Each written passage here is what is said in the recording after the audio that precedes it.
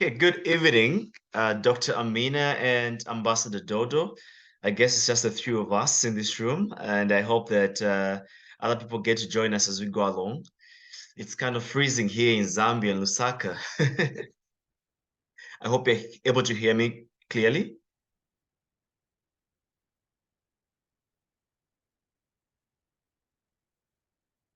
Can you just confirm if you're able to hear me? Thank you so much. Yes, we can hear you. Thank you. Okay, so our discussion this evening is quite short. I think it would just take 25 minutes, 30 minutes.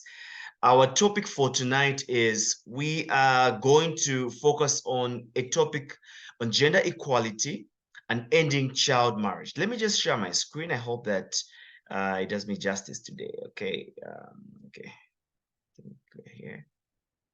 Wonderful. Okay, I hope you're able to see my screen. Okay, so they were discussing gender equality and ending child marriage. Okay. So firstly, I would like us to understand or to tilt our discussion from the point of view of we as a global community attaining gender equality, so as to put an end to child marriage around the world. So firstly, what is gender inequality? So we're saying that gender inequality means that women and girls are treated as second-class citizens, denied their human rights, and valued less because of their sex.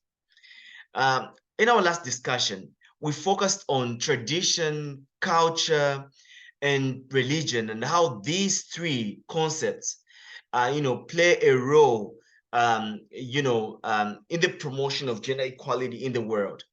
And as we talk about gender inequality, we are saying that when we talk about this particular concept, we're saying women and girls are treated as second-class citizens. Yes, most of the countries are now trying to attain, a more equitable, a more equal society where both men and women are given equal opportunities. But we are also saying that there are still some communities around the world that, still, treat and consider women as second-class citizens. More so that most of those communities, are so backwards, and they don't necessarily understand the role or the important role that women can play in building, our societies, around the world. So we're saying that when we talk about gender inequality, we're from the point of view of feminism, we're saying that, gender inequality entails women and girls being treated as second-class citizens and them being denied their human rights, such as the right to education and the many, many other rights that they need to enjoy. And, them being valued, less because of their sex, because of them, being women or being female. So, what are some, or what, is one thing that stands, in the face of gender inequality? So I was saying that there are many, many other things, there are many things, or there are many aspects that come at play when we speak about gender inequality. And one of the things that causes this imbalance within the different societies or communities are the different patriarchal systems that we have. And these patriarchal systems are mostly controlled by men. So we're saying that when we talk about the patriarchal systems in some communities, I'll give an example of Zambia, where we have some, communities that have a very, very strong backing on, negative patriarchal systems that have continued to impede negatively on the rights of women and girls. So we're saying that there's some patriarchal systems that are basically controlled by men, and these patriarchal systems value girls according to their virginity. And this leads to limits on female sexuality and reproductive choices. So there are a lot of things that come at play when we talk about the different patriarchal systems that exist. Patriarchal systems that basically favor men to women, that favor girls, that favor boys to girls. And, in these patriarchal systems, we find that, most of the opportunities are given to boys, that young girls in these rural areas, in most parts of the, kindly mute your microphones, those that are not muted. Thank you.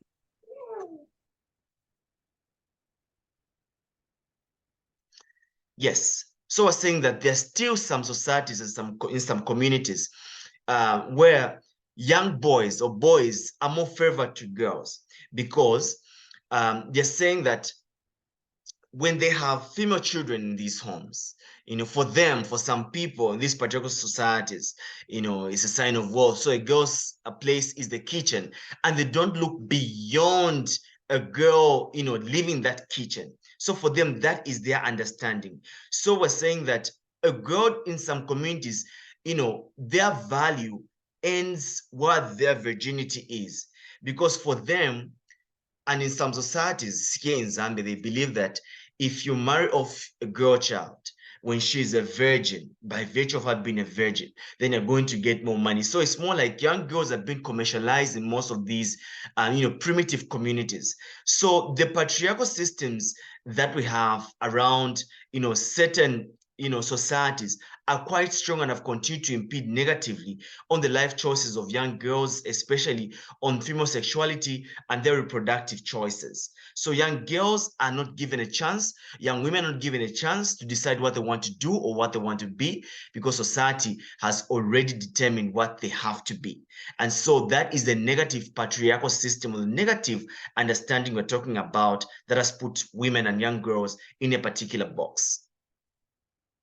So these patriarchal systems also limit the status of girls and women to having children and being married, inhibiting their agency and choice.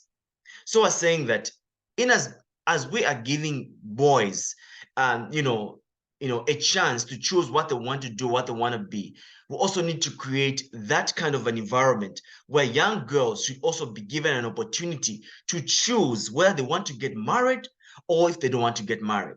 But you find that in most societies, most people, or most of the young girls, or most of the women are being pressured so much to get married, because in the African traditional religion, for instance, in Africa, being married or marriage, is a rite of passage of which each and every person has to go through.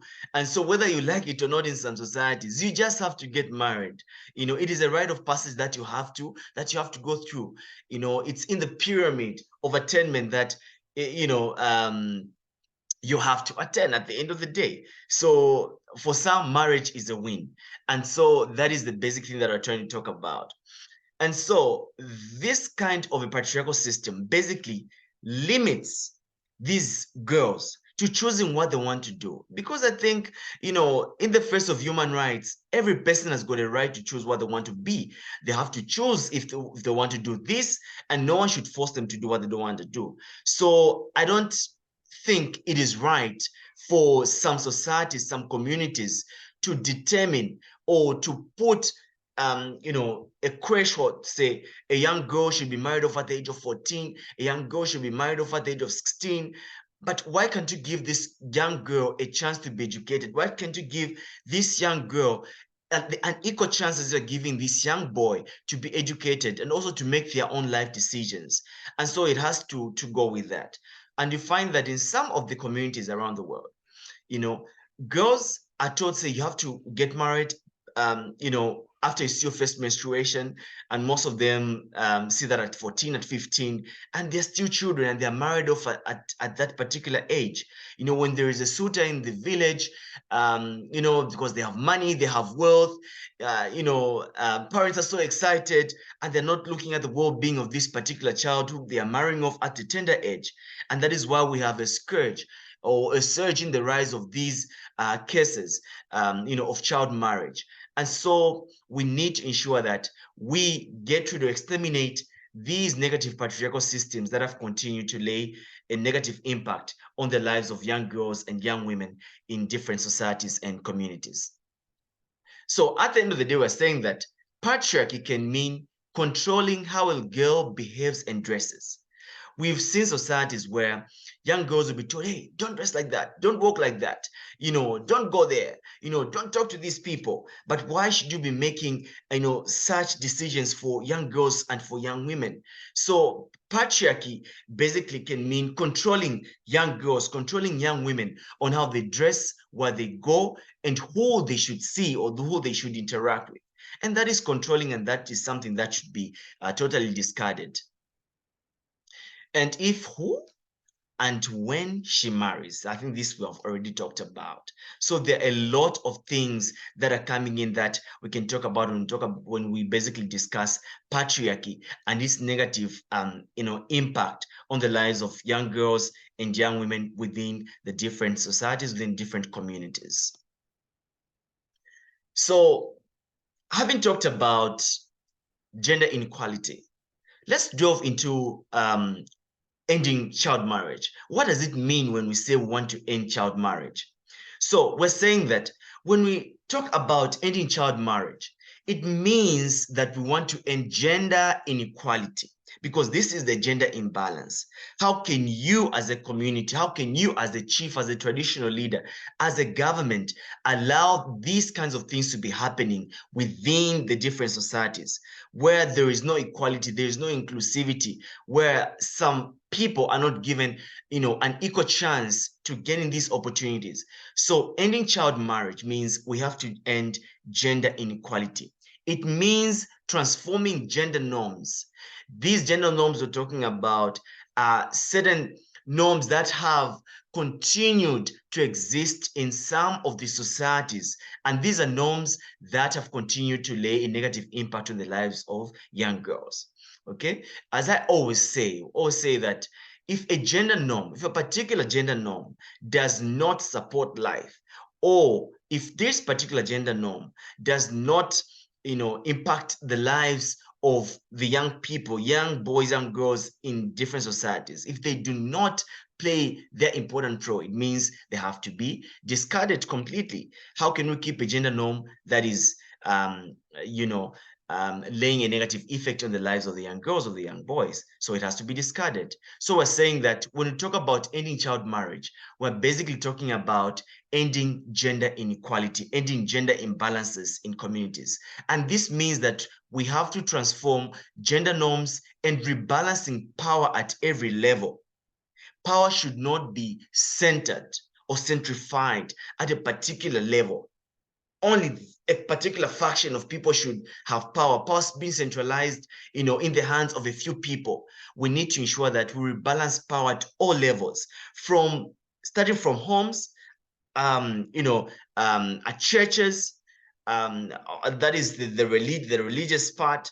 We're also talking about in schools. We're also talking about in the corporate world, and in each and every level of society. Power should be rebalanced so that each and every person is able to have their own share, and they're also able to feel part and parcel of the process. Just yesterday, I had a TV interview, and we're talking about, women inclusivity in decision-making processes, young girls and women. I was saying that, yes, it is true that young girls and young women in most of the rural areas and most parts of society, are not included in the decision-making processes, either being at the lower level, the middle level, or the highest levels, due to issues surrounding the patriarchy and the many other negative beliefs that people have about women and girls. And so we're saying that we need to rebalance this power at every level so that we are able to lay a stronger foundation for young girls and for young women to also feel part and parcel of the decision-making processes and everything that happens within this spectrum. We are also saying that so we're saying rebalancing power at every level, and in public and in private, so that girls and women can enjoy equal status with boys and men. Yesterday, I was reading against something that was saying that, I think there was an extra from the United Nations, was saying that the only time we'll be able to attain gender equality is in 99 years to come, in 135 years to come.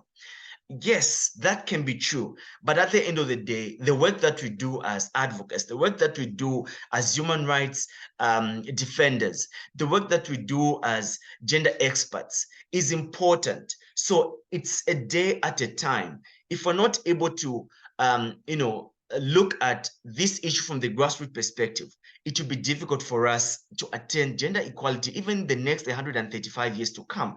So it is always important that we look at this issue not just from the upper perspective, but also from the grassroots perspective, so that we understand the main causes of this imbalance, the main causes of this kind of non-inclusivity of young girls and young women in different levels of society.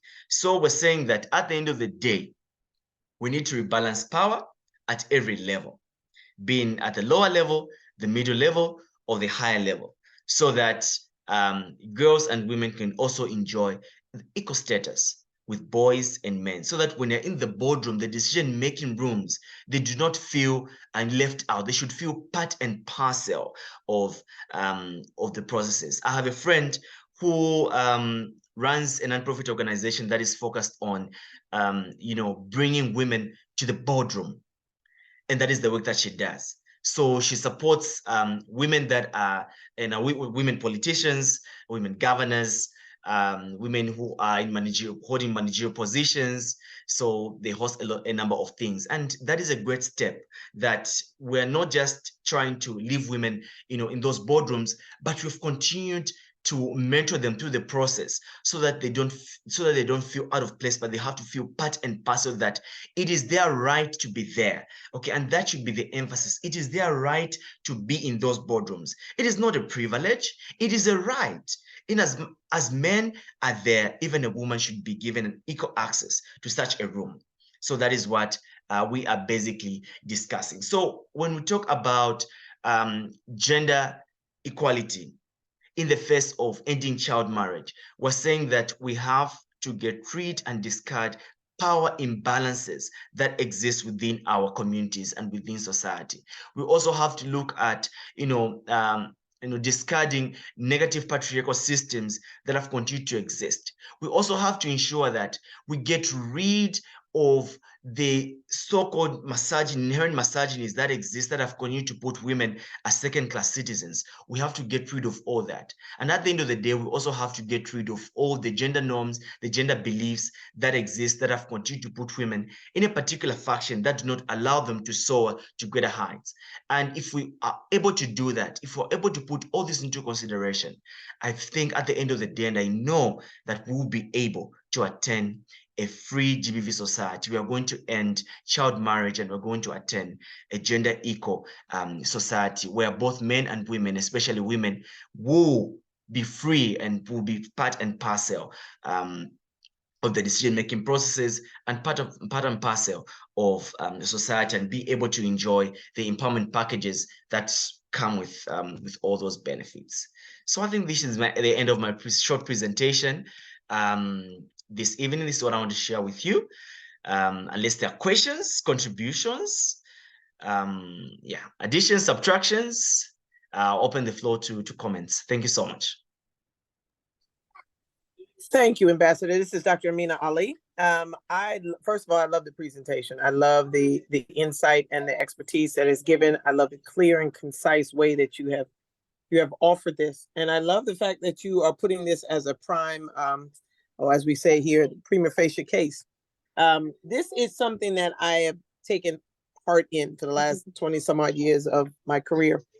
And I want to thank you from a male's voice.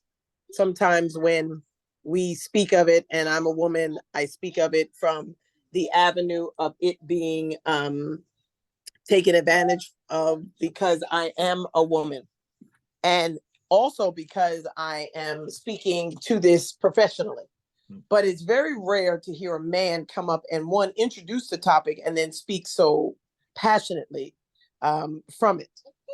So I am going to ask that you continue doing this, and we're going to offer many more opportunities to you to do this, because speaking from a male's voice, men hear it quicker. They hear it swiftly. and they hear it with a knack that allows me to understand that it's going to be changed because a male's voice is speaking. This is how the patriarchal system started. Men listening to other men, agreeing to how things should be, and then the demise of that voice. So if we're going to reaffirm the greatness of what it is that is given to society, if we have to use the patriarchal voice, this is the manner in which that we do, shatter that ceiling of keeping the voice quiet and allowing the voice to be heard in this way. So thank you so very much. I really appreciate this. Thank you so much, Dr. Mina, for that contribution. I think there's a comment from Her Excellency, Madam Ambassador Alana Kling from Trinidad and Tobago. Let me just read the comment. So Ambassador is saying, in Trinidad and Tobago, where music is a big part of influential culture, these topics were dealt with through music. For instance, the lyrics in the calypsos changed from criticizing females to honoring women. Wonderful, beautiful. This is great to learn what is being done in Trinidad and Tobago, and understanding that music is indeed a great part, that influences our culture and the way that we understand things. And, most people understand better when we add a little bit of art to this. So through music, I think it can work out on through many other avenues. So thank you so much, Ambassador, for that. Do you have any comments? Nyatue, would like to hear from you. Just keep it coming. Oh, I was listening keenly. And yeah, I agree with you that there's a marriageability in Africa is tied to certain rites of passage that we have, and that's the same case we have in Malawi. And I think at the end of the day, I see that a lot of what you're talking about, it being a form of gender-based violence, it also ties into other sexual reproductive health and rights issues. And I could just give a simple example. And I know that this applies across Africa. Maybe the context might be a bit different, but it applies almost everywhere, from a lot of people that I've interacted with. And I say that because I look at the various issues that are have been affecting, for example, like in Malawi, the issue of climate change. And then you're talking about period poverty, all those things. I feel that in the current state that we're in, I think this glorification of what a true African man should be means they should be forceful. They have to have these traits that make sure women still remain insubordinate. They have to make sure that there should be this rift, though we can't see it with the eye, but there has to be this rift that man is a man has to be listened to, a man has to be awarded for being a man, and in this case where we have child marriage issues arising, which is a very big issue here in Malawi as well, where even the very concept of virginity itself has to be owned and has to be governed by a man, which I because of my feminist views find ridiculous.